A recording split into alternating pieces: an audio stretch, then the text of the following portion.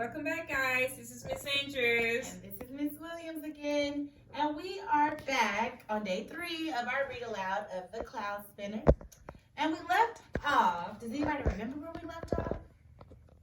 That's right. We left off on the part where this little boy, he doesn't have a name, but he is one of our characters, is spinning on his little spinner, and he's making these scarves for the king. But when we left off, I asked you to start looking at the pictures and tell me what you noticed. And if you look closely, I noticed that some of the clouds are beginning to disappear. So I wonder if that has anything to do with the little boy spinning. Maybe so.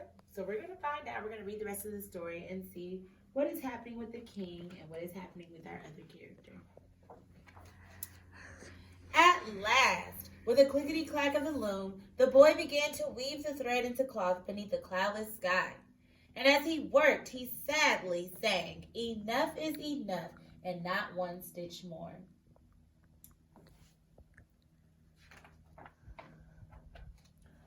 The king was delighted.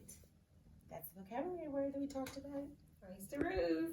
He put on the wonderful cloak, and the queen and the princess each put on a beautiful flowing dress. Surely he boasted.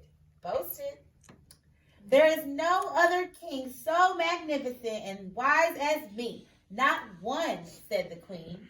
The princess said nothing.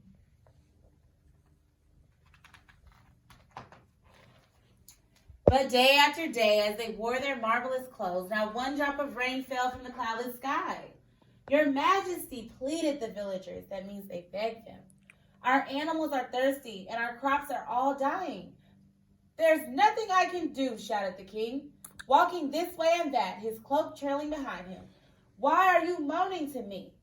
The princess said nothing. Why are all of the people in the village disappointed? Why are they upset? What is the problem now? There's a problem in this story. There's always a problem and a solution in the story. So there's a problem in this story. And we're going to talk about that when we talk about the questions. But that evening, she quietly slipped out of the palace. She wore a simple dress, and in her arms was a bundle, soft as a mouse's touch and warm as roasted chestnuts. Does anybody notice what that bundle is that she has in her hand that she's carrying? Looks like it might be the king's cloak. She crossed the dry, dusty gardens and the brown fields beyond and climbed to the top of the hill. Does anybody want to make a prediction and tell where they think she's going? I wonder where she's going. I wonder who lives up here. Miss Andrews, do you have a prediction? Why don't you turn and talk to someone at home? Turn and talk to someone at home. About who do you think lives up here? Where do you think the princess is going? And what is she going to do with that cloak? Let's find out. Stepping forward, she knocked at the boy's door. "Is it too late to undo what has been done?" The boy smiled and said simply, "There is still time." So look at this illustration and what is the boy doing? Look very closely at it. This is a cloak, and I see it unwinding. And as it unwinds, what is it turning into? Raise your hand if you know. Begins to look like something we saw in the beginning of the story. Right? So there's a solution to the problem. There's a problem in the book, and now it seems as if we have a solution. So we're going to talk about that when we talk about the question. How did the princess solve the problem?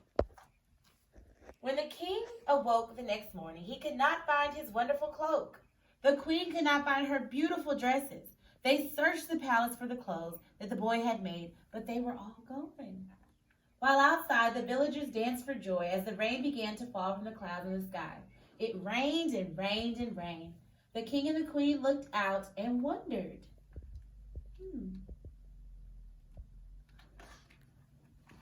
And the princess, with a smile as bright as a rainbow, stood on top of the hill and sang, "Enough is enough, and not one stitch more."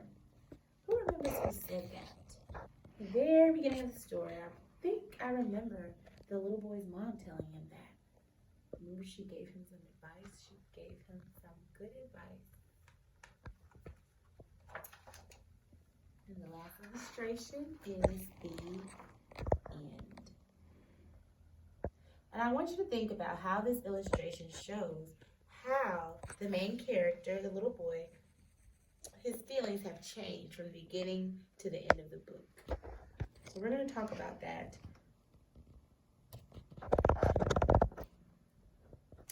Thank you for reading with us today. Thank you. Bye, guys. Bye.